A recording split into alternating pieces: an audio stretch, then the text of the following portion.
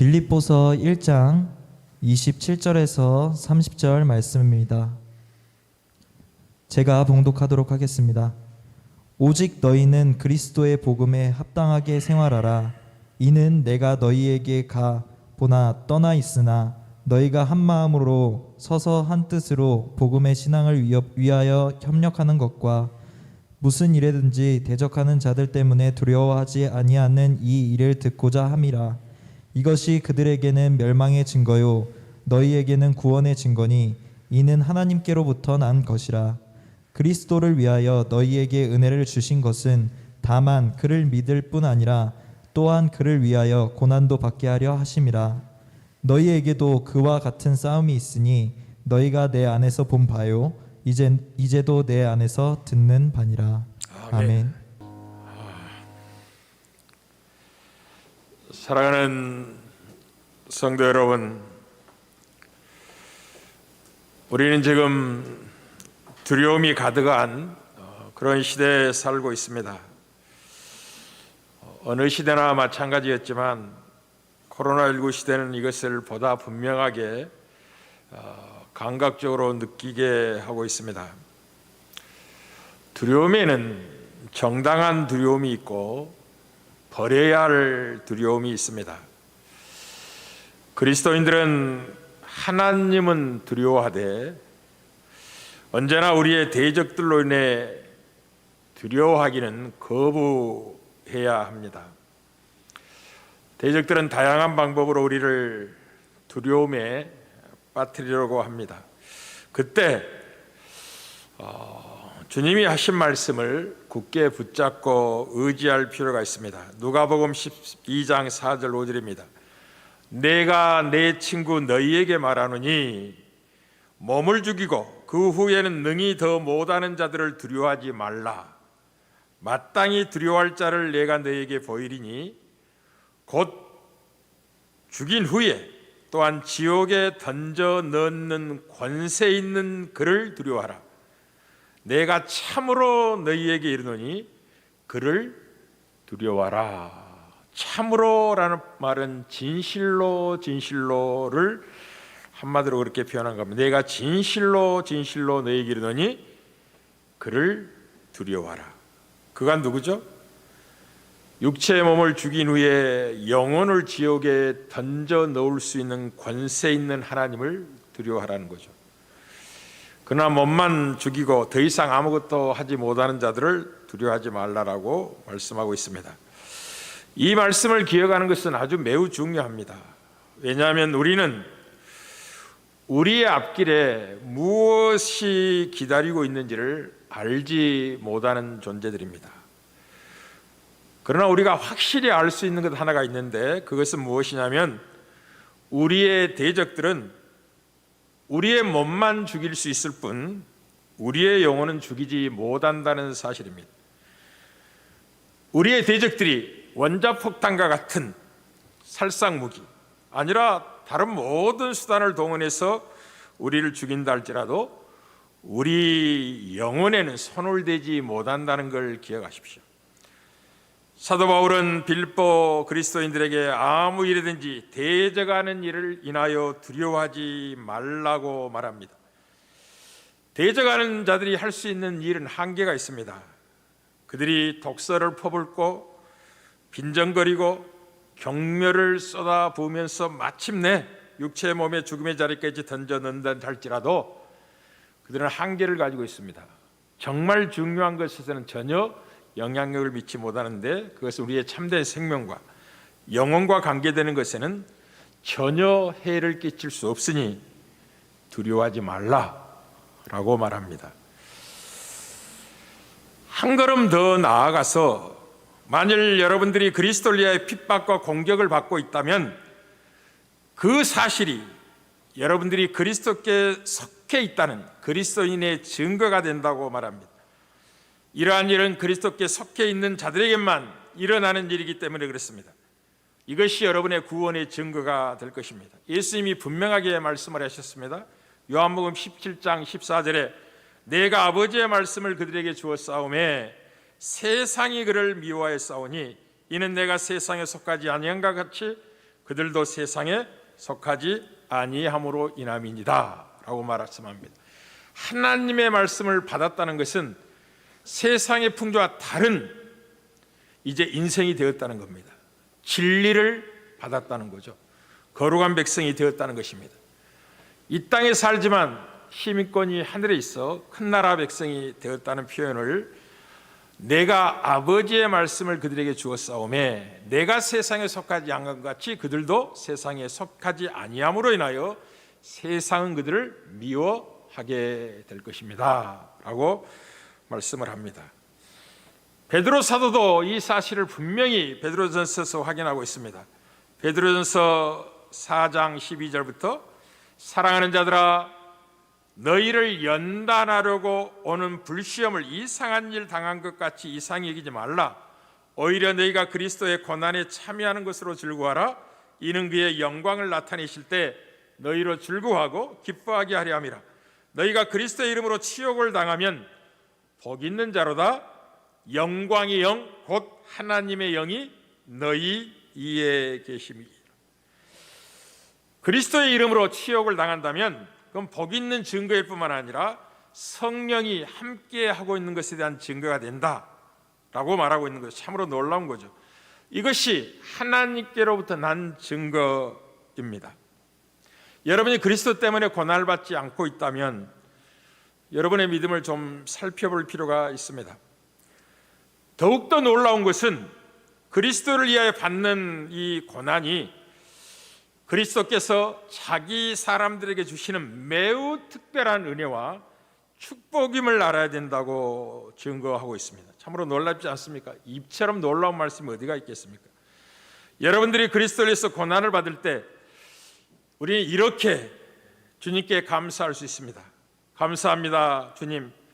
저를 이렇게 지고한 축복을 받을 만한 가치 있는 존재로 여겨주시니 감사합니다 라고 고난의 연실 속에 고백할 수 있는 자가 그리스도의 복음에 합당한 삶을 사는 백성이라고 이야기하는 거죠. 이 초대교회 그리스도인들은 일반적으로 이 궁극적인 축복이 무엇인지를 제대로 알고 있었습니다. 복이 많은데 최고의 궁극적인 복이 무엇이냐 할 때 그것은 순교의 축복이라는 사실에 대해서 다 동의하고 있었습니다. 그들은 경기장에서 짐승들에게 던져졌을 때 이 순교의 축복이 복 중에 최고의 복이라는 사실을 알고 있었기 때문에 그 현실 속에서 언제나 하나님께 감사할 수 있었던 이유가 바로 거기에 있습니다. 그들은 이렇게 말했습니다. 마침내 하나님이 내게 은혜를 베푸사 궁극적인 은혜의 축복의 자리로 인도하셨군요 라고 고백할 수가 있었습니다. 이런 사람을 어떻게 세상이 감당하겠습니까? 이런 사람은 세상이 감당할 수 없는 자들이죠. 우린 지난주에 살펴보았듯이 이 퍼페투와 펠리치타스의 순교기에 나오는 순교 이야기도 동일했습니다. 힘없는 두 여인이 이제 예수를 믿는다, 그리스도를 고백한다는 사실 때문에 붙잡혀서 들소풀에 받쳐 쓰러졌을 때 이 퍼페투아라는 그 여인은 젖먹이 어린아이를 키우던 젊은 상류층 여성이었습니다. 이 노예들을 많이 데리고 사는 시대였기 때문에 그럴 수 정도 노예들이 많이 있었고 젖먹이 어린아이를 키우는 입장에 있었기 때문에 고난이 무엇인지 잘 경험해 보지 못한 여인이었습니다. 그럼에도 불구하고 그리스도를 믿는다는 이유 때문에 들소풀에 받쳐서 피가 낭자하게 몸이 갈기갈기 찢겨짐을 당했습니다. 그때 이 여인이 이렇게 외쳤습니다. 짐승에 의해 여기저기 찢긴 몸으로 퍼페투아는 자기의 머리를 다시 묶을 수 있도록 해달라고 간절히 간청을 했습니다. 왜냐하면 머리가 풀어진 것은 슬픔과 애도의 상징인데 이날은 그녀의 생애에서 가장 기쁜 날이기 때문에 머리를 단정히 할 수 있는 시간을 달라라고 했고, 그 이야기를 들은 이 로마 군인들은 그가 마침내 믿음을 부인하려는 모양이라고 생각하고 시간을 줬습니다. 그러나 그 여인은 단정히 머리를 따듬은 다음에 믿음을 굳게 지켰고, 찢긴 몸이 마침내 로마 군인들의 손에 의해서 칼에 찔려 마지막에 순교하게 됩니다. 우리는 젊은이들뿐만 아니라 노령의 그리스도인들도 마찬가지였다는 걸 기억하십시오. 보편적으로 연세가 높으면 생애에 대한 애착도 커진다고 합니다. 자연인들은 생애에 대한 애착이 나이가 들수록 이제 세상을 떠날 준비를 해야 되는데 더 집착이 강해진다는 거죠. 그래서 AD 150년 로마 황제와 로마의 다양한 신들을 예배하도록 강요받았던 시대에 노령의 한 그리스도인 게르마니쿠스가 재판장에 서게 되었을 때 그 재판관은 그의 노령을 생각하고 나이가 많다는 걸 생각하고 고문과 죽임을 당하지 않도록 마음을 바꾸라고 권면하고 충고를 했습니다. 그에 대해서 이 게르마쿠스가 뭐라고 대답하냐면, 내가 방금 목격했던 부정의와 잔인한 폭행이 행해지는 이 세상에서 더 이상 살고 싶은 욕망이 없다고 대답을 하면서 나의 믿음의 진실성을 증명하고 싶으니 짐승들아 와서 나를 죽이라고 소리를 쳤습니다. 그 모습을 지켜봤던 그 경기장에 수많은 이 분노하는 시민들은 이렇게 소리를 지르기 시작했습니다. 무신론자들에게 죽음을, 무신론자들에게 죽음을. 무슨 말이냐면 예수를 믿는 사람들을 무신론자로 취급을 받았습니다. 무신론자로. 우리는 보이지 않는 하나님을 경배하는 참된 하나님의 백성들 아닙니까? 그러나 로마 황제나 로마가 섬기는 다양한 신들은 우상이죠. 보이는 것들이죠. 그래서 보이는 신을 경배하지 않다고 해서 예수 믿는 사람 무신론자라고 이렇게 명명한 겁니다. 이렇게 먼저 무신론자들 다 사형에 처하라고 외치기 시작했고, 그때 가장 믿음의 본보기였던 서만학교의 폴리캅을 데려오라고 외치기 시작합니다. 그래서 서만학교의 폴리캅은 처음에는 피하다가 피하는 것이 하나님의 뜻이 아니라는 사실을 깨닫고 더 이상 피하기를 거부하고 조용히 법관의 소환을 이제 기다리게 됩니다. 그리고 마침내 소환을 받고 재판관이 그를 훈계하면서 당신의 가족과 나이를 생각해서 황제를 예배할 수 있는 시간을 다시 한번 줄 테니 경비하라고 이야기합니다. 그러나 폴리캅은 당연히 거부하죠. 다시 이야기합니다. 맹세하고 그리스도를 저주하기만 한다면 지금 당장 석방해 주겠다고 이야기합니다. 그때 서만학교의 감독이던 폴리캅이 대답하기를, 내가 86년 동안 그리스도를 섬겼으나 나를 한 번도 주님이 저버린 적이 없다. 어떻게 나를 구원하신 나의 왕을 저주할 수 있겠는가? 라고 대답을 합니다.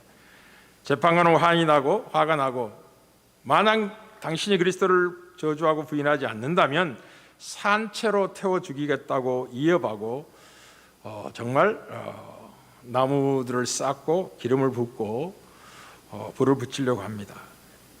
그때 폴리캅이 이렇게 대답합니다. 재판관이 붙인 불은 순간이지만 지옥의 영원한 불길은 꺼지지 않는다고 대답을 합니다. 그러자 마침내 저를 나무 위에 십자가 틀에 묶으라, 기둥에 묶으라고 이야기하고 화형을 시킵니다. 그때 폴리캅이 하늘을 향하여 크게 이렇게 기도합니다. 전능하신 주 하나님, 내가 이러한 영광을 받을 수 있도록 허락해 주셔서 감사합니다. 다른 순교자들과 함께 그리스도의 고난의 잔에 참여할 수 있게 하여 주셔서 감사합니다. 이를 위해 당신을 찬양하며 당신께 영광을 돌립니다. 아멘 하고 뜨거운 불길 속에서 산화되어져 갑니다. 이게 초대교회 성도들이 그리스도의 복음을 견고히 붙잡았던 힘이었습니다. 사랑하는 성도 여러분, 그리스도를 위한 고난은 주어지는 것입니다. 주어진다는 말의 의미를 기억하십시오. 뜻하지 않게 안 일어날 사건이 일어나는 게 아니라 반드시 주어진다는 걸 기억하십시오. 마치 믿음이 선물이듯이 그리스도를 위한 고난 또한 선물이라는 사실을 기억하시길 바랍니다. 지존하신 분이 여러분의 영광과 존귀를 위해서 선물로 예비된 것이 믿음으로 구원받는 믿음이며 그리스도의 고난에 참여하는 은혜와 복을 예비하시고 선물로 주시는 것입니다. 여러분이 그리스도의 고난을 받고 있다면 여러분들이 지금 축복을 받고 있는 증거가 나타났다는 걸 기억하십시오. 하나님은 여러분들에게 여러분들이 그리스도께 섞여 있음을 알려주고 있는 시간입니다. 그러니 그리스도의 복음에 합당한 삶을 사시길 바랍니다. 진리를 위해서 싸워야 됩니다. 하나님께서 우리에게 이러한 믿음을 주신 것을 감사하고, 이 믿음은 초대교회 그리스도인이 붙잡았던 믿음이고, 또 순교자들이 모든 시대에 견고히 붙잡고 있었던 동일한 믿음입니다. 하나님께서는 우리에게 믿음에 굳게 서라고 말씀하시고 우리에게 힘을 지금 공급해 주고 있습니다. 지금도 우리에게 은혜를 베풀고 있습니다. 고난을 통해서 그리스도의 복음의 신앙에 협력할 수 있는 힘이 복음 안에 있다는 것을 확인시켜 주시고, 그 고난을 통해 이루고자 하는 하나님의 은혜의 손길들이 있다는 사실을 기억하시길 바랍니다. 이 비밀을 베드로전서 5장 8절에서 11절에 베드로 사도는 이렇게 증언했습니다. 근신하라 깨어라, 근신하라 깨어라. 너희 대적 마귀가 우는 사자같이 두루다니며 삼킬 자를 찾나니 너희는 믿음을 굳건하게 하여 그를 대적하라. 이는 세상에 있는 너희 형제들로 동일한 고난을 당하는 줄을 알미라. 모든 은혜의 하나님 곧 그리스도 안에서 너희를 부르사 자기의 영원한 영광에 들어가게 하실 리가 잠깐 고난을 당한 너희를 그 은혜로 어떻게 여러분에게 복이 되게 하시냐면, 친히 여러분을 온전하게 하시고 굳건하게 하시고 강하게 하시며 털을 견고하게 하시리라. 권능이 세세 무궁토록 그에게 있을지어다 라고 말합니다. 마치 은혜로 구원받는, 그 믿음으로 구원받는 그 믿음이 하나님이 주신 선물이듯이, 그리스도를 위하여 고난받는 것도 하나님이 자기 백성에 주신 선물이라는 걸 기억하십시오. 그리스도의 영광에 참여케 하시려는, 하나님이 약속한 모든 복을 누리게 하시려는 하나님의 은혜의 섭리라는 걸 잊지 말아야 됩니다. 초대교회 뿐이겠습니까? 우리 한국에 복음이 들어올 때도 마찬가지였습니다. 우리 조선에 개신교 최초의 선교사로 들어오신 분이 영국의 토마스 선교사였습니다. 사랑하는 성도 여러분, 지금은 자다가 깰 때임을 기억하십시오. 정말 순교신앙이 절대적으로 필요한 시대입니다. 그리스도의 복음에 합당한 삶을 살아야 될 것입니다. 그 의미가 무엇인지를 분명히 깨닫고 알아야 될 시대입니다. 조국 교회도 순교자들의 피에 세워진 교회임을 잊지 말아야 할 것입니다. 우리는 1840년 영국에서 목사의 아들로 태어난 토마스 선교사는 어려서부터 이 선교에 대한 열정이 남달랐습니다. 그는 1863년 24세의 나이에 런던 선교회의 파송을 받고 꿈에도 그리던 중국에 도착하게 됩니다. 중국 선교는 만만치가 않았습니다. 그의 부인도 젊은 나이에 죽었고 여러 다른 갈등으로 말미암아서 선교사를 포기하려고 마음을 먹기까지 힘든 과정을 받게 됩니다. 그리하다가 세관에서 통역 일을 하다가 조선이라는 복음을 듣지 못한 어둠 가운데 조선인의 나라에 대한 소식을 듣고 조선 선교사로 가리라는 굳은 마음을 갖게 됩니다.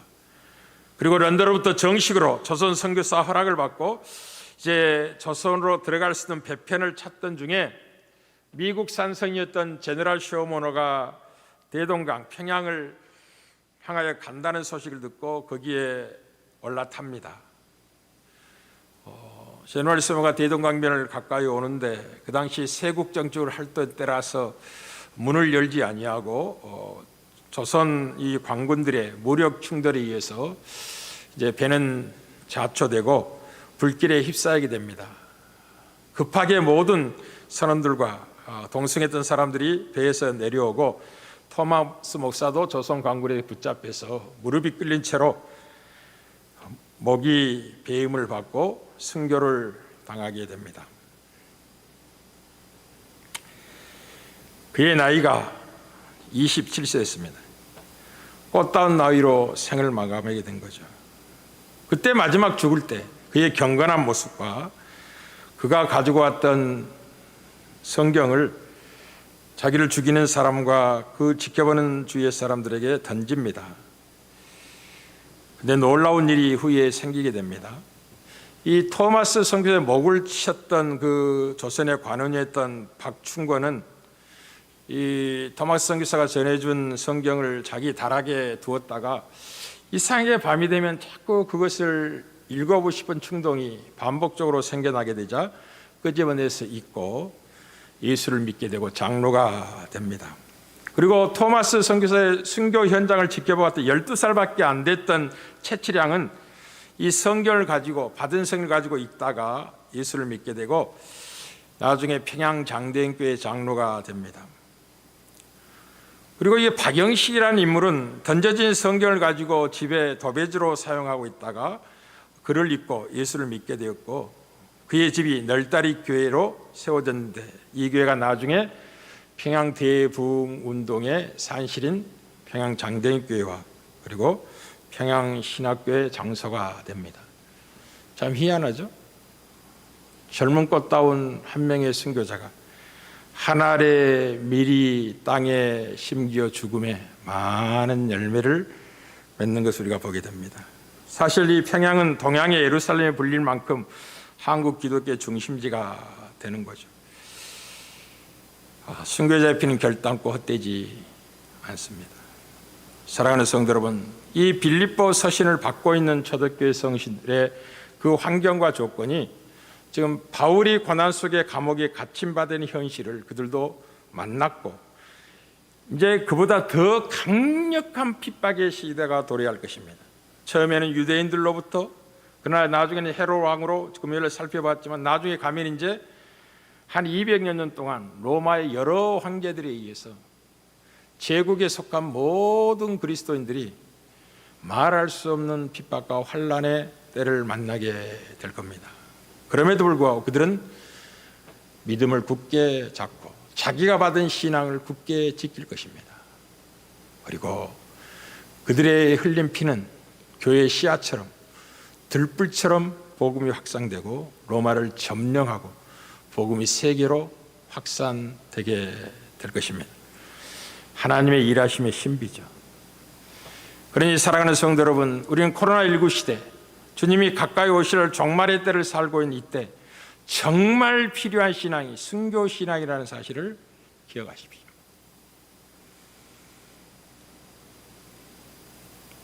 먹고 배부르고 등 따시면 좋겠다는 생각으로 예수를 믿고 있다면 헛된 망상을 버리시길 바랍니다.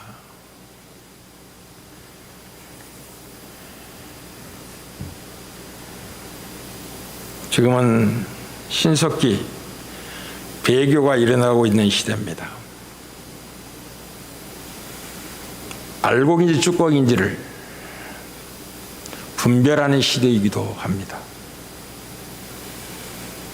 그 분별이 영원한 생명과 영원한 벌을 결정한다는 걸 기억하십시오.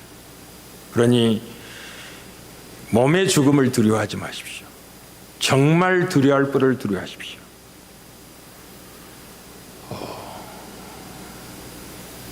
하나님을 정말 두려워한다면, 참되게 하나님을 경외한다면, 그리스도의 복음을 제대로 받았다면 그 어느 것도 두려워할 필요가 없습니다. 능히 이기도록 하나님이 붙잡아 주십니다. 하나님의 은혜를 베푸십니다. 순교는 각오한다고 되는 게 아닙니다. 하나님이 그때 함께 하시고 그를 영광의 자리로 부르기 위하여 예비된 백성으로 확인하여 그의 믿음을 아름답게 빚어줄 때만이 가능한 게 순교입니다. 그러니 궁극적인 축복, 최고의 복을 초대교회가 순교의 축복으로 알았던 것처럼 그리스도를 위해서 고난받는 것을 최고의 존귀한 자의 부름이고 삶이라는 것을 아는 자로 믿음을 굳건히 하십시오. 그래야지 여러분의 생명을 위해서도 여러분을 지켜오고 있는 수많은 죽어가는 세상 사람들에게도 여러분의 믿음이 그들을 살리는 중요한 계기와 동인이 될 수가 있습니다. 여러분이 믿음을 부인하고 신앙을 포기한다면 여러분 알고 있는 수많은 사람들은 기회를 잃어버리게 될 겁니다. 생명의 때를 놓치게 될 겁니다. 여러분의 믿음은 단순한 여러분 한 사람의 믿음이 아니라 관계에 맺고 있는 수많은 사람들의 생명과 잇대어 있다는 걸 기억하셔서 그리스도의 복음에 합당한 생활을 하십시오. 승리하는 은혜가 있기를 주의 이름으로 축복합니다.